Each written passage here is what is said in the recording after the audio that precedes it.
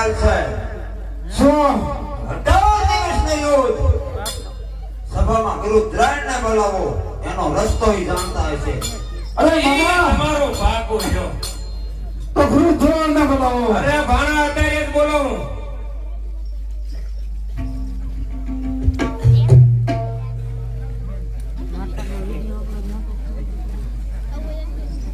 એને જે જ જવું જોઈશે.